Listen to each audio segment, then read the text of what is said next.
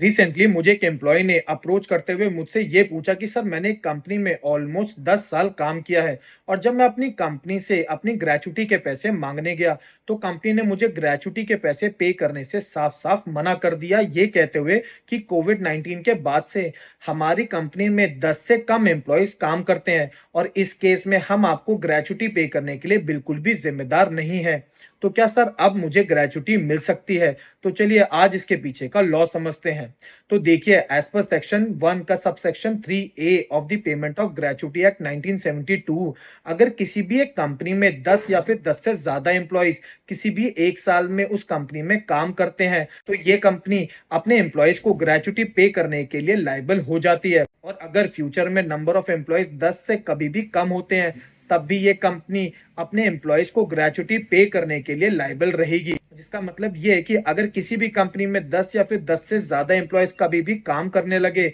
और अगर फ्यूचर में वो नंबर ऑफ एम्प्लॉयज 10 से कम हो गए तब भी एक एम्प्लॉय को अपनी कंपनी से ग्रेचुटी लेने का पूरा पूरा हक है और ऐसे केस में कंपनी अपने एम्प्लॉय को ग्रेचुटी देने से नहीं भाग सकती।